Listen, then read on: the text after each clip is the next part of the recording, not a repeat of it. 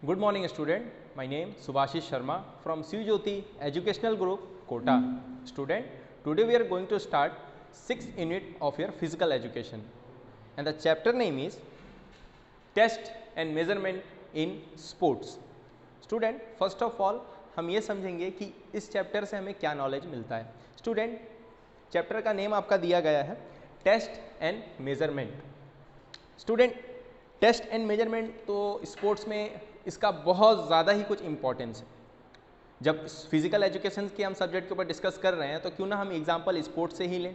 तो जैसा कि मान लीजिए स्टूडेंट, एक एग्जांपल मैं आपके सामने रखना चाहता हूँ. एक फुटबॉल का प्लेयर है. अब उसे स्ट्रेंथ भी चाहिए, उसी एंड्योरेंस भी चाहिए, फ्लेक्सिबिलिटी भी चाहिए, एजाइलिटी एंड स्पीड भी चाहिए. हर एक चीज़ का उसके बॉडी में लेवल अच्छा होना चाहिए. तो स्टूडेंट, ये चीज़ अब उसका जो कोच होता है किस तरीके से पता करता है, तो वो अलग अलग पार्ट के लिए अलग अलग टेस्ट लेता है. स्ट्रेंथ के लिए कुछ अलग टेस्ट लेता है, एंड्योरेंस के लिए कुछ अलग सा टेस्ट, एजाइलिटी, फ्लेक्सिबिलिटी, स्पीड के लिए कुछ अलग सा टेस्ट. तो ऐसे टेस्ट लिए जाते हैं जिससे ये मालूम चल जाता है उस प्लेयर के कोच को कि प्लेयर में कहाँ वीकनेस है और कहाँ प्लेयर स्ट्रांग पड़ रहा है. तो टेस्ट एक वो प्रोसेस है जिससे एक सही आंसर, एक जो प्रॉपर वे में एक सही जो एक किसी बात का जानकारी हमें मिल जाता है और एक प्रॉपर वे में आंसर हमें मिल जाता है. तो हम उस जानकारी को लेकर अगर कहीं कमज़ोर हम हो रहे हैं तो उसके ऊपर हम काम कर सकते हैं और स्ट्रांग है तो अच्छी बात है. तो टेस्ट एक वो प्रोसेस है. तो स्टूडेंट, अब जो आज का हमारा इस चैप्टर में पहला टॉपिक है वो है motor fitness test. Student, motor fitness test play a vital role in identifying the facts about physiological and psychological fitness of an individual. Student, एक individual का physiological and psychological fitness को भी पता करते हैं इससे, और साथ ही साथ in the same manner motor fitness test in physical education is essentially required to obtain the details about the requirements, capabilities, strengths, weakness, achievements, shortcoming and various other factors that would take one toward the desired goal. Student, motor fitness के जो test के जो topic, इससे हमने क्या समझा, एक individual का साइकोलॉजिकली, एक इंडिविजुअल का फिजियोलॉजिकली. इट्स मीन हम उसके बॉडी को टेस्ट ले पाते हैं और उसके जो वो उसका मेंटली प्रोसेस का है किस तरीके से है, कितने लेवल में है, इसके बारे में भी जानकारी हम ले पाते हैं. इट्स मीन फिजिकली और मेंटली हम टेस्ट लेकर ये समझ पाते हैं कि वो इंडिविजुअल, वो बंदा, वो स्पोर्ट्स प्लेयर कि कौन से लेवल में अपने आप को रख पा रहा है और कितने लेवल तक उसका डेवलप है फिजिकल, कितने लेवल तक डेवलप है उसका मेंटल. तो हमने मोटर फिटनेस टेस्ट जान लिया. स्टूडेंट, तो इसके अलग अलग मेजरमेंट है अलग अलग टेस्ट के अंदर. तो हम इसे देखेंगे. अब जो मोटर फिटनेस के अंदर जो पहला टेस्ट है वो टेस्ट है आपका 50 मीटर स्टैंडिंग स्टार्ट. जो मोटर फिटनेस टेस्ट का अलग अलग पार्ट है जैसा मैंने बताया, तो इसमें सबसे पहला पार्ट जो आ रहा है टेस्ट का वो आ रहा है 50 मीटर स्टैंडिंग स्टार्ट. तो स्टूडेंट, इसका एम क्या है? To measure speed. इस मीन स्पीड को मेजर करता है किसी भी प्लेयर का. इस टेस्ट को अगर किसी प्लेयर के ऊपर हम कंडक्ट करवाते हैं, किसी प्लेयर से हमें टेस्ट लेते हैं, तो उस प्लेयर के अंदर, उस इंडिविजुअल के अंदर कितना स्पीड है ये हम मालूमात कर लेते हैं, इसे हमें पता चल जाता है. तो equipments required, a stop watch, running track और mark to area of 50 metre on a plane surface, flat and clear surface of at least 70 metres. Student, ये 70 मीटर जो बता रहा है, आप सोचोगे यहाँ तो 50 मीटर लिखा है, फिर यहाँ 70 मीटर क्यों दोबारा से? तो स्टूडेंट, जब 50 मीटर का एरिया आप मार्क करोगे या करने जाओगे तो क्या आप 50 मीटर का ही सोच के मार्क करोगे या 50 मीटर का ही एरिया को आप सेलेक्ट करोगे? ऐसा नहीं है. आप कम से कम एक अप्रॉक्सीमेटली 70 मीटर एरिया को लोगे जिसके अंदर आप 50 मीटर के एरिया को मार्क करोगे. ठीक है स्टूडेंट, यही बताया गया है. स्टार्टर प्रोसीजर क्या है स्टूडेंट इसका? The youth is asked to run 50 metre from a standing start and the time is recorded nearest to 1/10 on a second. Student, इसका प्रोसीजर क्या है? The youth is asked to run 50 metres from a standing start and the time is recorded nearest to 1/10 on a second. कितने कम second के अंदर ये individual वो distance को कवर कर पाता है, ये रिकॉर्ड हम करेंगे. जिससे जितना वो कम सेकंड के अंदर वो डिस्टेंस कवर कर पाएगा, समझ लीजिए उसके अंदर स्पीड काफ़ी ज़्यादा है. और जितना लेट हो पाएगा तो समझ लीजिए स्पीड है बट वो एवरेज या बिलो एवरेज है. ठीक है स्टूडेंट, अब चलिए हम चलते हैं नेक्स्ट टेस्ट की तरफ. देखिए, आपका पिक्चर भी इसमें मेंशन किया गया है 50 मीटर स्टैंडिंग स्टार्ट का. स्टूडेंट, जो हमारा नेक्स्ट टेस्ट है वो है 600 yard run and walk. Student ये भी रनिंग टेस्ट ही है, बट इसमें जो एम है टू मेजर एनारोबिक कैपेसिटी। तो स्टूडेंट हमने डिस्कस किया था एरोबिक एंड एनारोबिक वर्ड्स के ऊपर। तो ये एक तरह का एक्सरसाइज का दो पार्ट में हम इसे डिवाइड करते हैं। एरोबिक वो एक्टिविटी जिसमें ऑक्सीजन का डिमांड हमें बार बार और ज़्यादा अमाउंट में रहता है।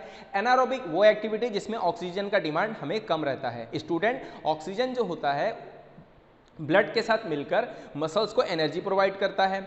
वैसा ही एनारोबिक में क्या है, ऑक्सीजन का डिमांड तो कम होता है। तो यहाँ बात आती है कि मसल्स को एनर्जी प्रोवाइड कैसे होगा। तो स्टूडेंट उस वक्त मसल्स को एनर्जी कार्बोहाइड्रेट के जरिए प्रोवाइड हो जाता है। ठीक है, तो स्टूडेंट इसके इक्विपमेंट्स रिक्वायर्ड क्या क्या है, आज stop watch, running track, 40 metre recording sheets, ये इसके इक्विपमेंट्स रिक्वायर्ड है। मतलब इस टेस्ट को अगर हमें कंडक्ट करना है तो हमें क्या क्या इक्विपमेंट्स का ज़रूरत पड़ता है। तो स्टॉप वॉच बताया गया है, रनिंग ट्रैक 400 मीटर जो रनिंग ट्रैक है वो चाहिए आपको, रिकॉर्डिंग सीट्स जिसमें आप रिकॉर्ड करोगे, जिसमें आप डाटा लिखोगे टेस्ट का मेजर करके, वो रिकॉर्डिंग सीट जिसे हम कहते हैं। ठीक है स्टूडेंट, इसके लिए रनिंग ट्रैक चाहिए। देखिए आपका मेजर किया गया है रनिंग ट्रैक इस टेस्ट को शुरू करने के लिए कितना है, 600 यार्ड। ठीक है student, procedure, the subject is asked to run and और walk for 600 yard and the time is recorded in minutes and second feet. Student time जो है ना, जितना हो सके जो सब्जेक्ट है वो जितना जल्दी हो सके ये डिस्टेंस को कंप्लीट करने का सोचेगा, जो 600 यार्ड का डिस्टेंस उसे दिया गया है। तो सेकेंड में भी आ सकता है वो, या मिनट में भी आ सकता है, डिपेंड करता है कि उसके बॉडी कितना फास्ट मूव कर पा रही है। Student, this can be run in an open field or the inside track of an athletic field by marking the distance appropriately. Student, लेकिन मार्किंग जो है ना, आप रनिंग फील्ड में जब आप मार्किंग ले रहे हो तो मार्किंग सही तरीके से किया होना चाहिए, बहुत ज़रूरी है। ठीक है, अब स्टूडेंट हमने समझ लिया 600 यार्ड रन, जिसे हम एनारोबिक कैपेसिटी का बारे में हम मालूम कर लेते हैं कि उसके बॉडी कितने अच्छे से एनारोबिक कैपेसिटी में वर्क कर रही है। ठीक है स्टूडेंट, अब हम समझेंगे सिट एंड रिच, जो हमारा थर्ड टेस्ट है। इसका एम क्या है student, to specifically measure the flexibility of the lower back and hamstring muscles. Student इसका एम क्या बताया गया है सिट एंड रिच में, to specifically measure the flexibility, क्या वर्ड यूज किया गया है, flexibility of the lower back and hamstring muscles. Student body के सबसे लार्जेस्ट मसल कहाँ पे होते हैं, हमारे थाइज में होते हैं, जिसे हम हैमस्ट्रिंग मसल्स के नाम से जानते हैं। ठीक है student, procedure, sit on the floor with leg out straight ahead, feet shoes off are placed with the soles flat, again the box shoulder width apart. Third, both knees are held flat against the floor by the tester if required. Student आप देख सकते हो picture किस तरीके से दिया गया है। सिट एंड रीच का जो टेस्ट होता है, जो इंडिविजुअल है उसे बैठना होता है सिटिंग पोजीशन में, अपने दोनों पैरों को इस बॉक्स से टच करना होता है, और ये बॉक्स की इस जगह पर एक मेजरमेंट स्केल होता है जो सेंटीमीटर में डिवाइड किया जाता है, जिसे अब इसे कहा जाता है कि आप मतलब अपना फ्लेक्सिबिलिटी को बताइए और जितना हो सके उतना आप इसे टच कर हमें बताइए कि आप कितने सेंटीमीटर तक टच कर सकते हो। वो प्लेयर, वो इंडिविजुअल जितना ज़्यादा सेंटीमीटर तक इस बॉक्स में अपने दोनों फिंगर से टच कर लेता है, मिडिल फिंगर इसमें यूज किया जाता है स्टूडेंट, तो पता चल जाता है कि जो हैमस्ट्रिंग, इसके थाइज में जो मसल्स हैमस्ट्रिंग है, इसमें कितना फ्लेक्सिबिलिटी है, कितना स्ट्रेंथ, कितना फ्लेक्सिबिलिटी, इसे हम ये चीज मालूम कर लेते हैं स्टूडेंट हम नेक्स्ट देखेंगे जो है हमारा पार्शियल कर्ल अप। तो स्टूडेंट इसका एम क्या है, to measure abdominal strength and endurance. Abdominal muscles हमारा कहाँ पे होता है, हमारे पेट में, हमारे स्टमक के ऊपर जो एब्डोमिनल मसल्स होते हैं उसमें स्ट्रेंथ और उसमें एंड्योरेंस कितना है, इस चीज का मालूमात हमें चलता है पार्शियल कर्ल अप से। So student equipments required, a flat clean question surface, some recording sheets. ठीक है, procedure, lie on back with the knees fixed and the feet 12 inches from the hips. Second, feet cannot be held or rest against an object. Third, the arms are extended and are resting on the thighs. The head is in a neutral position. Fifth, keep the chin at a first distance from the chest. चलिए student हम देखते हैं कि इसे कैसे किया जाता है। स्टूडेंट आप देख सकते हो एक मैट रखा जाता है जिसमें मार्क भी किया जाता है, और इसमें से आपको सिटिंग पोजीशन में ही बैठना है, बट आपके दोनों पाँव इस मार्क के आगे पे रहना है, दोनों फीट फ्लोर से लगे हुए रहते हैं, और जो दोनों आपके हैंड होते हैं इस लाइन के, जो फर्स्ट लाइन जो यहाँ पे होता है, जिस लाइन के आगे आपका पैर को रखा जाता है, आपके फुट को रखा जाता है, उस लाइन को टच करना होता है।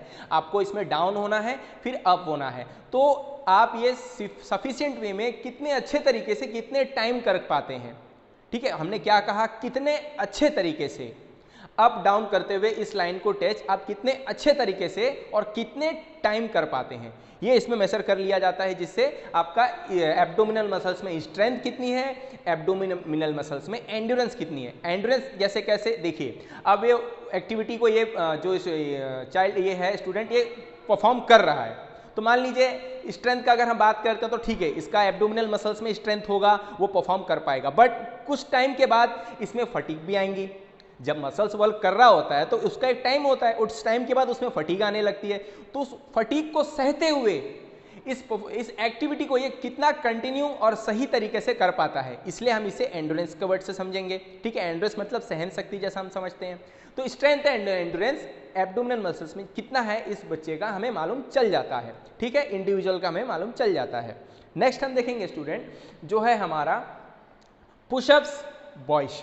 तो पुशअप्स जनरली आप सबको पता होगा कि पुशअप्स किस तरीके से किया जाता है, आपने अपने फील्ड में, अपने जिम में, अपने घर पे एक्टिविटी करते हैं, वर्कआउट करते हो, तो पुशअप्स आप उसमें जरूर इंक्लूड करते हो, जिसमें हैंड के अपर बॉडी स्ट्रेंथ जो होता है, बाइसेप्स होता है, चेस्ट होता है, इसमें काफ़ी अच्छा इफेक्ट मिलता है। तो स्टूडेंट पुशअप्स का एम क्या है, to measure upper body strength and endurance. Upper body का स्ट्रेंथ और एंड्योरेंस को मेजर कर लिया जाता है, किससे, पुशअप्स से। Equipments a floor mat and a stop watch. Student देख सकते हैं आप, पिक्चर मेंशन किया गया है, जो बॉयज के लिए पुशअप है इसमें बॉडी लेइंग पोजीशन में होता है और बॉडी को दोनों हाथों से ऊपर उठाना होता है, लिफ्ट करना होता है, और पाँव के जो फुट की जो टो है वो टो ही सिर्फ फ्लोर में टच होता है, और यहाँ के जो पाम है, पाम आपके फ्लोर में टच होता है, और दोनों हैंड से बॉडी को लिफ्ट किया होना चाहिए, और डाउन पोजीशन में जाना है, फिर अप पोजीशन में आना है, फिर डाउन पोजीशन में जाना है, फिर अप पोजीशन में आना है। इस तरीके से पुशअप को किया जाता है बॉयज के लिए, जिससे अपर बॉडी की स्ट्रेंथ, अपर बॉडी की एंड्योरेंस हमें मालूम चल जाती है। स्टूडेंट हम नेक्स्ट देखेंगे, इसके प्रोसीजर तो हमने आपको बता ही दिया है। अब हम देखेंगे मॉडिफाइड पुशअप्स फॉर गर्ल्स। अब गर्ल्स के लिए जो पुशअप होता है ना स्टूडेंट, वो कुछ अलग तरीके से होता है, जब हमें पता करना होता है कि उनके अपर बॉडी में स्ट्रेंथ, एंड्योरेंस और ट्रंक स्टेबिलिटी कितनी है। तो स्टूडेंट इसके एम क्या है, to measure upper body strength, endurance and trunk stability, ठीक है। Equipments required, a floor mat, a stop watch. Procedure हम समझेंगे, lie with face down on the mat. Second, the test begins by clapping the hands together behind the back once. Then the hands are brought back next to the shoulders and a normal straight leg. Push-ups is completed with elbows completely straight in the up position. Student चलिए देखते हैं किस तरीके से इसे किया perform किया जाता है। स्टूडेंट देख सकते हैं आप, फ्लोर में वैसा ही होता है पुशअप पोजीशन में, इसमें भी जैसा बॉयज़ का था इसमें भी वैसा ही है कि दोनों हैंड से अपने बॉडी को लिफ्ट किया होना चाहिए, बट बॉयज़ में क्या था कि नीज फ्लोर में टच नहीं होती थी, बट गर्ल्स के उसमें क्या होता है, नीज फ्लोर में टच होता है, और ये जो दोनों पाँव पीछे का होता है, पैर का जो पीछे का हिस्सा, उसे क्रॉस पोजीशन में पीछे रखा जाता है। देख सकते हैं आप यहाँ पे परफॉर्म किया जा रहा है मॉडिफाइड पुशअप जो है गर्ल्स के द्वारा। तो आप देख सकते हैं हैंड फ्लोर में टच है, पाम टच है, और बॉडी को हैंड के वहाँ से लिफ्ट किया गया है, और यहाँ पे जो है नी सिर्फ फ्लोर में टच किया गया है, ठीक है। और डाउन जाना है, फिर अप होना है, फिर ऐसा ही डाउन जाना है, अप होना है, बट पाँव का जो पीछे का हिस्सा होता है ये फ्लोर में टच नहीं होना चाहिए, ओनली टच आपका नी रहेगा। इससे इनका अपर बॉडी स्ट्रेंथ और ट्रंक के जो स्टेबिलिटी है ये पता चल जाता है कि कितनी है। स्टूडेंट हम नेक्स्ट देखते हैं जो है हमारा स्टैंडिंग लॉन्ग जंप। अब स्टैंडिंग लॉन्ग जंप कैसा होता है, चलिए हम इसे जानते हैं। In this test a subject is required to stand behind a take off line with feet apart. He takes a jump forward by extending his bent knees and swing the arms forward. Student इसमें क्या होता है, एक floor होता है, ठीक है, floor में हमें मैट बिछाना होता है, मैट को हम जब रख देते हैं वहाँ पे तो उसमें एक मार्किंग होता है जो फीट के उसमें डिवाइड किया जाता है, फीट 1 फीट 2 फीट 3 फीट ऐसा। तो अब इसमें क्या होता है कि इंडिविजुअल अटेंशन की पोजीशन में खड़ा होता है, ठीक है। और उसे किस तरीके से जंप स्टार्ट करना है, देखिए पहले वो बॉडी को नीचे की तरफ लेके जाता है, दोनों हैंड को स्विंग करता है और एक एक्सप्लोसिव स्ट्रेंथ के साथ वो बॉडी को जंप करता है और वो जितना फीट कवर कर पाता है वो उसके अकॉर्डिंग वो करता है। इसमें 3 चांस इंडिविजुअल को दिया जाता है, तीनों चांस में सबसे ज़्यादा जो फीट जिसमें वो कवर कर लेता है उसे हम नोट कर लेते हैं। ठीक है स्टूडेंट, आपने देख लिया। तो इसका जो एम है ये क्या है, इसे हम क्या मालूम चल जाता है हमें, to measure the explosive power of the legs. हमने देखिए वर्ड का कौन सा वर्ड का यूज किया, एक्सप्लोसिव पावर। इट्स मीन एक शॉर्ट ड्यूरेशन में एक पूरे पावर पूरे स्ट्रेंथ के साथ जो एक्टिविटी को हम करते हैं एक छोटे से ड्यूरेशन के लिए, उसमें हम यूज कर लेते हैं एक्सप्लोसिव पावर। ठीक है स्टूडेंट, तो देखिए एक झटका लग रहा है ना, एक कूद रहा है झटके से, तो इसलिए इसमें एक्सप्लोसिव पावर का हमें पता चल जाता है किसमें, लेग्स में। किसमें दिया है स्टूडेंट, लेग्स, क्योंकि इसमें लेग का यूज काफी ज्यादा हो रहा है, लेग से ही जंप स्टार्ट वो कर रहा है, लेग उसके बाद जाके यहाँ पे लैंड कर रहा है, इसलिए लेग्स में जितना एक्सप्लोसिव पावर है ये हमें मालूम चल जाता है स्टैंडिंग लॉन्ग जंप से। ओके स्टूडेंट, अब हम शटल रन देखेंगे। तो shuttle run for this test item 2 parallel lines are drawn at a distance of 30 feet from each other and 2 blocks of wood are placed behind one of the lines. The subject has to stand behind the other line and on the signal ready and go should run to pick up one block. Run back to the starting line and place the block behind the line. Student, shuttle run इसमें क्या होता है, पहले हम pick देख लेते हैं ताकि इससे आपको समझ में आ जाएगा और हम इसके एम के ऊपर भी डिस्कस कर लेंगे। ठीक है, हम आपको एम जो है इसमें मेंशन किया गया है, तो मैं आपको बता भी देता हूं कि to measure speed, body control and the ability to change direction agility. Student, measure करता है स्पीड, मेजर करता है body control and ability to change direction agility. Agility it's mean फुर्ती, कितना फुर्ती के साथ वो अपने डायरेक्शन को चेंज कर पाता है। ठीक है स्टूडेंट, पिक्चर हम देख लेते हैं इसका कैसा है। तो देखिए कुछ इस तरीके से होता है, मार्क किया जाता है। ठीक है, स्टार्टिंग पॉइंट से लेकर एंडिंग पॉइंट तक यहाँ पे रखा जाता है। कोई वुडन बॉक्स रख सकते हो, कोई ऐसा मतलब लकड़ी का कोई ऐसा कोई चीज ऑब्जेक्ट रख सकते हो जिसे यहाँ से रनिंग स्टार्ट करना होता है। ये यहाँ तक जो इंडिविजुअल है रन करके आता है और इसे टच करता है और वापस यहाँ तक फिर चला जाता है। तो वो कितने सेकंड में, कितने सफिशिएंट वे में ये डिस्टेंस को रिपीट वे में वो कवर करता है, आता है, फिर टच करता है, फिर वापस चला जाता है वो अपने स्टार्टिंग पॉइंट पे। तो ये रिपीटेशन वो कितने बार सही वे में, सफिशिएंट वे में कर पाता है, ये हमें पता करना होता है। तो जिससे हमें क्या मालूम चल जाता है स्टूडेंट, जो है to measure speed, body control and the ability to change direction agility. Okay student, next देखते हैं जो है हमारा topic meaning of cardiovascular fitness. तो स्टूडेंट, हमने मोटर फिटनेस टेस्ट में के अंदर जो भी टेस्ट के पार्ट है हमने उसे समझ लिया है, जिससे स्ट्रेंथ भी हमें मालूम चला, जिससे स्पीड एंडोरेंस भी मालूम चला, एजाइलिटी भी मालूम चला हमें। ठीक है स्टूडेंट, अब हम देखेंगे स्टूडेंट जो हमारा नेक्स्ट टॉपिक है वो है मीनिंग ऑफ कार्डियोवास्कुलर फिटनेस।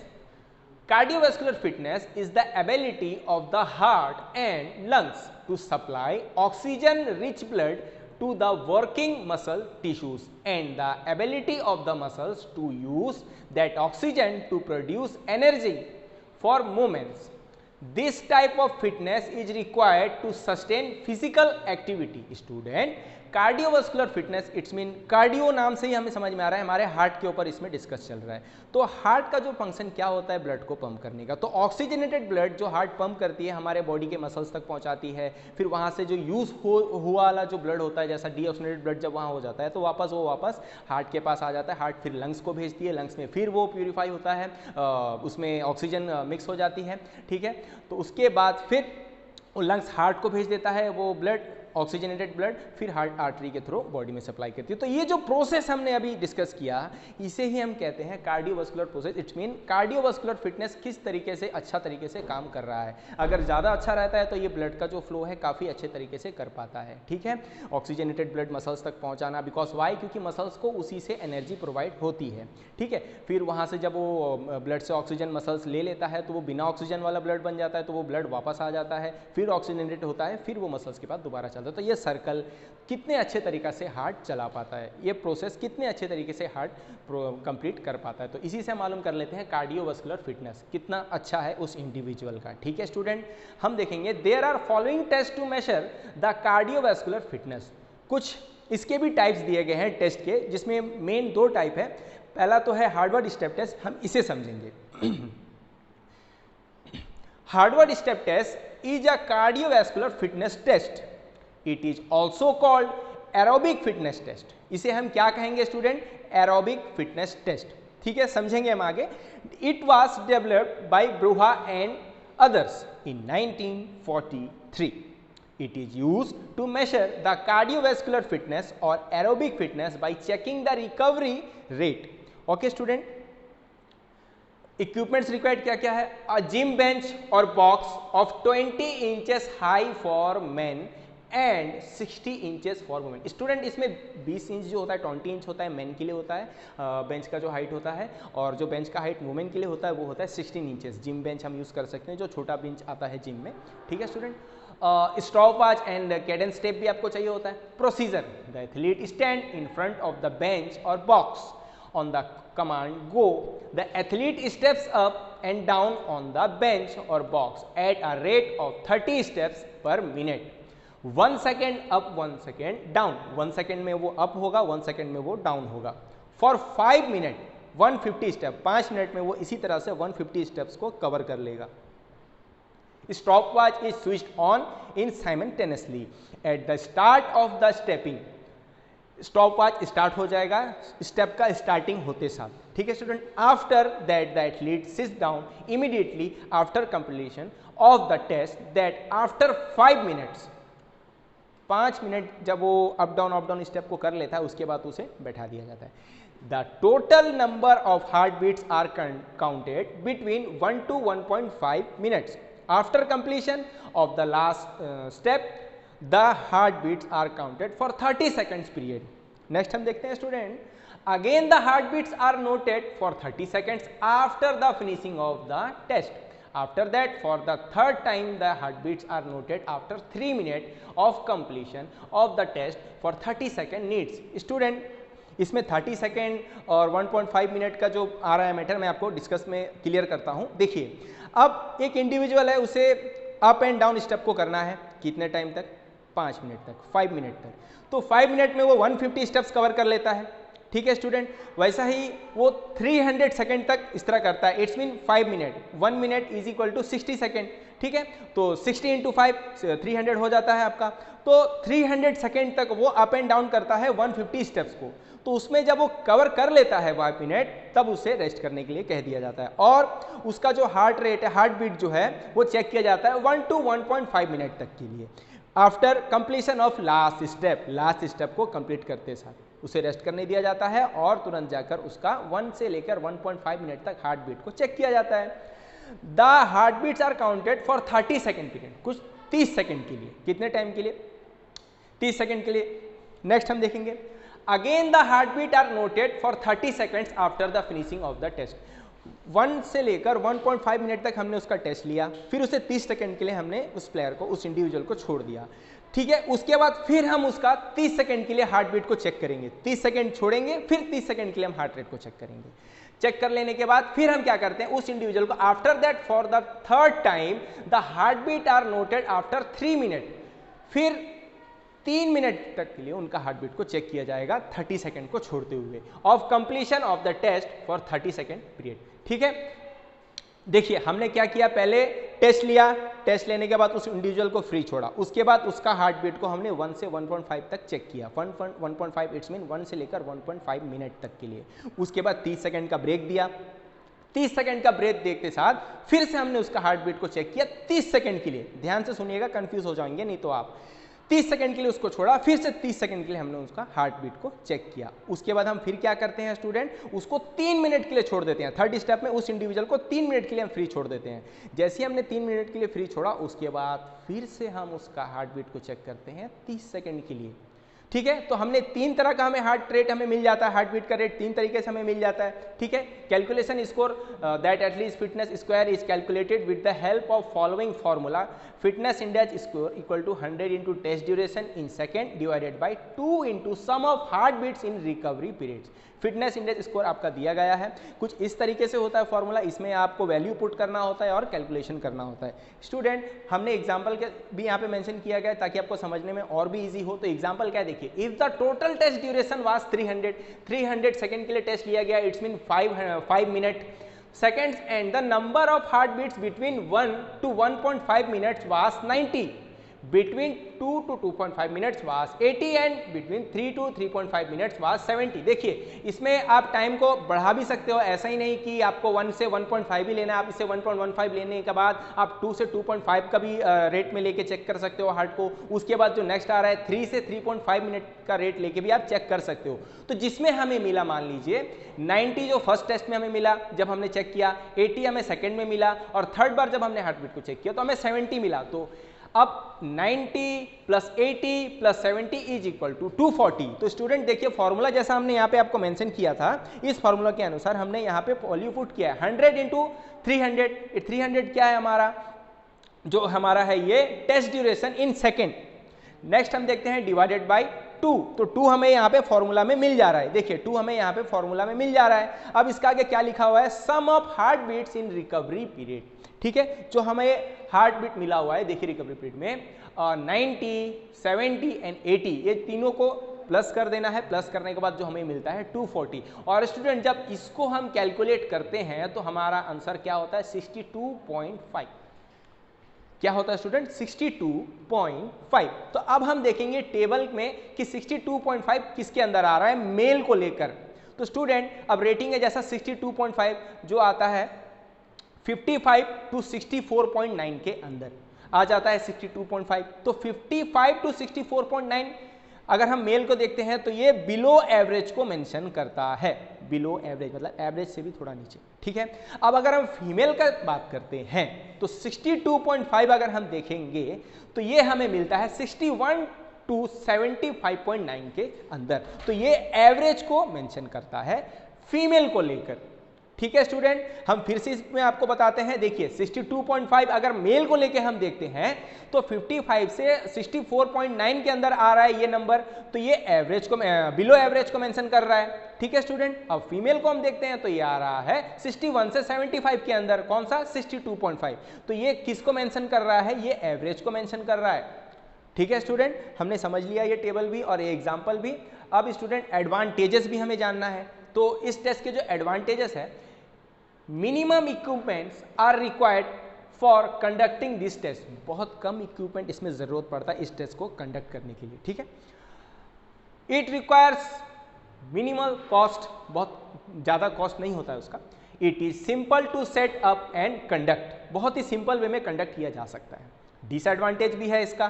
तो student it will be easy for tall individuals and difficult for short individual. Easy होता है जो लंबे लोग होते हैं ना, जिसका हाइट बहुत ज्यादा है, उस इंडिविजुअल के लिए काफी अच्छा होता है। बट जिनका हाइट कम होता है वो शॉर्ट में आते हैं तो उनको थोड़ा प्रॉब्लम होती है। ठीक है, those individuals who are overweight, obesity है, कोई ओवरवेट है तो उसे भी प्रॉब्लम होता है। It will be difficult for them, so it is not implemented equally to all individuals.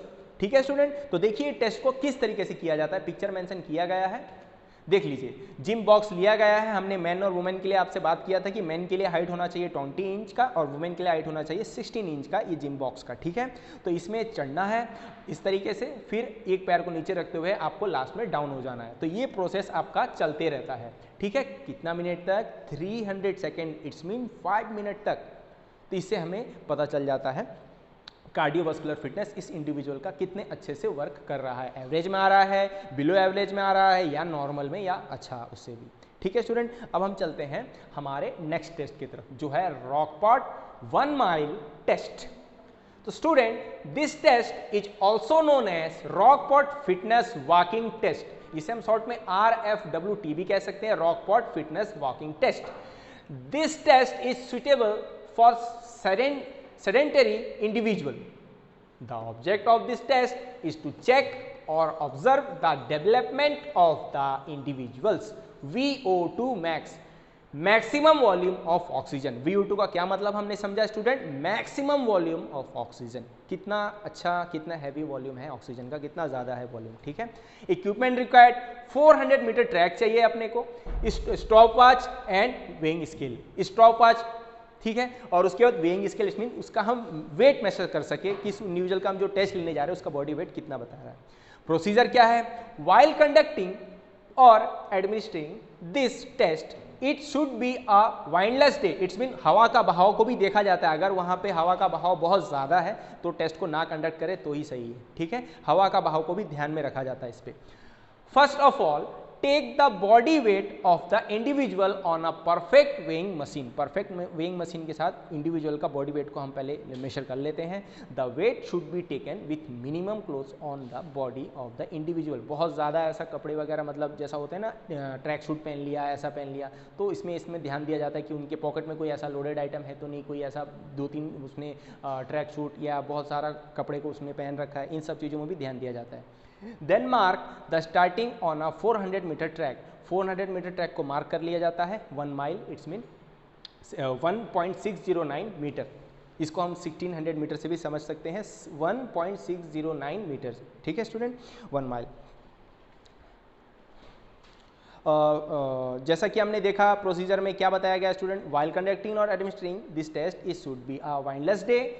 First of all, take the body weighing of the individual on a perfect weighing machine. The weight should be taken with minimum clothes on the body of the individual. Then mark the starting on a 400 meter track, 1 mile, 1609 meter. So student हमने इसका procedure समझ लिया जो होता है Rockport 1 mile test का। Student अब हम देखते हैं कैलकुलेशन कैसे किया जाता है। तो 132, देखिए इसमें कैलकुलेशन जो फॉर्मूला है ना काफ़ी ब्रॉड, इट्स मीन काफ़ी ज़्यादा बड़ा है, जिसमें हमें वैल्यू को पुट करना होता है, साथ ही साथ बॉडी वेट, उसके बाद एज, यहाँ पर जेंडर हम कैसे पुट करेंगे स्टूडेंट, देखिए जेंडर का दिया गया है, अगर मेल है तो जेंडर के यहाँ पे 1 पुट होगा, फीमेल है तो जेंडर के यहाँ पे 0 पुट होगा। उसके बाद टाइम, कितना टाइम उसे लगा, उसके बाद फिर ये वैल्यू को पुट किया जाता है heart rate into heart rate, उसके हार्ट रेट को मेजर कर लेते हैं, कितना हार्ट रेट बताया जा रहा है उसे यहाँ पे मेंशन करने के बाद इसे कैलकुलेट कर लिया जाता है और हम पता कर लेते हैं कि उसका VO2 मैक्स कितना शो हो रहा है, कितना बताया जा रहा है, ठीक है स्टूडेंट। और हार्ट रेट को अगर हमें मेजर करना है तो to monitor for ECG and EEG can be use to get a more accurate heart rate. Accurate heart rate हमें पता करना है तो हम इक्विपमेंट ले लेंगे, ECG या EEG can be use to get a more accurate heart rate, ठीक है स्टूडेंट, हमने ये समझ लिया है। इसके एडवांटेज भी हम चलिए जान लेते हैं। मिनिमम इक्विपमेंट आर रिक्वायर्ड, कम से कम इक्विपमेंट इसमें जरूरत पड़ता है। It is simple to set up and conduct, setup और कंडक्ट करने में ज़्यादा परेशानी नहीं होती है। It can be conducted by the athlete. This test can be conducted on more than 1 individual at a time, ठीक है स्टूडेंट। नेक्स्ट डिसएडवांटेज क्या है, specific facilities are required for this test. कुछ स्पेसिफिक फैसिलिटीज़ भी इसमें चाहिए होता है, क्योंकि हमने जैसा कि वो ECG और EEG जो इक्विपमेंट्स का है, सब स्पेसिफिक इक्विपमेंट्स होते हैं, ऐसे ऐसे चीज़ का रिक्वायर्ड इसमें पड़ जाता है, ठीक है स्टूडेंट। नेक्स्ट देखते हैं हम इस टेस्ट को कैसे मेजर किया था। देख लीजिए, मान लीजिए एथलेटिक का आपका रनिंग ट्रैक है, ठीक है, स्टार्टिंग दे दिया जाता है इंडिविजुअल को किसी एक जगह पर, स्टार्टर पॉइंट नोट कर और वहाँ से वो स्टार्ट कर लेता है और वो कंप्लीट करता है ट्रैक का 1600 meter. It's mean Rockport 1 mile test तो 1 माइल जो है वो कंप्लीट करता है, ठीक है स्टूडेंट, हमने इसे समझ लिया है। अब हम नेक्स्ट टेस्ट की तरफ चलेंगे स्टूडेंट, जो है हमारा Rikli and Jones senior citizen fitness test.